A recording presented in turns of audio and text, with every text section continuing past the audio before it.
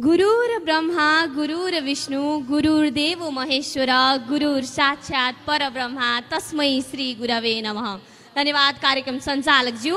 शान्तिका अग्रदूत गौतम बुद्धको देश, माछा पुछ्रेको फेद, फेवा तालको काख, मुक्तिनाथको द्वार र सेती नदीको सङ्गमको रूपमा रहेको यस पवित्र अनि दिव्य भूमिमा आयोजना भइरहेको ऐतिहासिक महत्त्व बोकेको गरिमामय कार्यक्रमका श्रद्धेय सभाध्यक्ष महोदय, प्रमुख अतिथिज्यू, विशिष्ट अतिथि अतिथिगण, हातमा कापी र कलम लिएर निष्पक्षिणीय गर्न बस्नुभएका नायक मण्डल, विजयको अभिलाषामा आउनुभएका प्रतिस्पर्धी मित्रहरू, चेतनाको प्रति कलमलाई गति प्रदान गर्ने पत्रकारज्यूहरू र उपस्थित सम्पूर्ण सम्मानित महानुभावहरूमा म भरतपुर 25 शुक्रनगरमा अवस्थित श्री प्रभात माध्यमिक विद्यालयबाट हालसालै यसी दिएको विद्यार्थी क्रिस्टिना पराजुलीको हार्दिक नमन तथा न्यानो अभिवादन।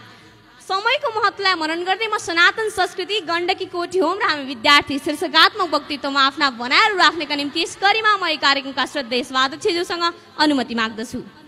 विश्वकै सबैभन्दा पुरानो र वैज्ञानिकता, आध्यात्मिकता, नैतिकता र प्रकृतिसँगको समरसतामा आधारित जीवन पद्धति हो सनातन संस्कृति। सनातन शब्द स्वयंमा नै एक अटल, शाश्वत, अपरिवर्तनीय र चिरकालिक सत्यको प्रतीक हो, जो कुनै समय वा सीमाभन्दा परको त्यस्तो सत्य हो जसले पृथ्वीको आरम्भदेखि आजसम्मको मानव सभ्यतालाई उज्यालो मार्ग देखाउँदै हाम्रो जीवनको गतिशील यात्रालाई आलोकित पारेको छ।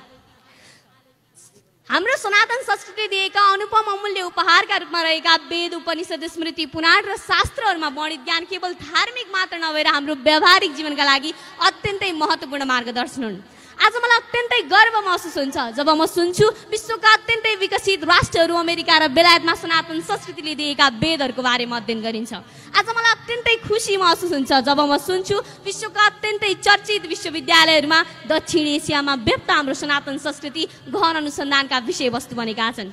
संस्कृतमा एउटा भनाइ छ, वसुधैव कुटुम्बकम, अर्थात् समग्र विश्व एक परिवार हो। अब यही कुराबाट नै साबित हुन्छ कि हाम्रो सनातन संस्कृतिले दिएको शिक्षा र संस्कार कति उच्च अनि आदर्श छ र यिनै आदर्शहरूलाई जीवित राख्नका निम्ति हाम्रो देश नेपालमा विभिन्न धार्मिक तथा आध्यात्मिक केन्द्रहरूको स्थापना भएको छ। तिनै मध्ये एक पवित्र अनि पुण्य स्थल हो गण्डकी कोठी होम। गण्डकी कोठी होम हाम्रो सनातन चेतनाको त उज्यालो दीप हो, जो केवल एक धार्मिक केन्द्रको रूपमा नभइकन एक विश्वविद्यालय जस्तै हो, जस मार्फत नैतिकता, चरित्र निर्माण र एक मानव भएर मानवताका कर्तव्यहरू कसरी पूरा गर्ने लगायत सनातन संस्कृतिले दिएका शिक्षा र संस्कारलाई संसार समक्ष उजागर गरिएको छ। के तपाईलाई थाहा छ कोठी होम गर्दा प्रयोग गरिने घिउ, चन्दन, तुलसी र अन्य हवन समिधा जब अग्निमा समर्पित गरिन्छ तब त्यसबाट उत्पन्न भएको धुवाले वायुमण्डलमा हुने कीटाणुहरू मर्दछन्, रोगजन्य कीटाणुहरू मारिन्छ र वायु शुद्ध हुन्छ।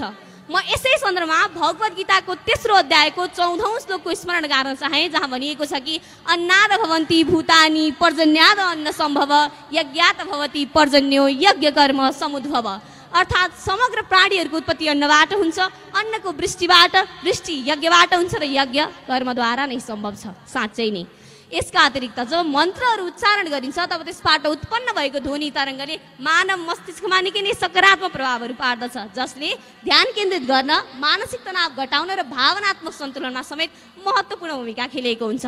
यसै गरी ओम ध्वनि र यज्ञ मन्त्रहरू जब सही तरिकाले उच्चारण गरिन्छ तब त्यसबाट उत्पन्न भएको ध्वनि तरङ्गले 7 देखि 8 हर्जसम्मको कम्पन पैदा गर्दछ, जुन पृथ्वीको नैसर्गिक आवृत्तिसँग मेल खान्छ, जसले पृथ्वी र मानव समुदाय बीचको समन्वय कायम गर्दछ।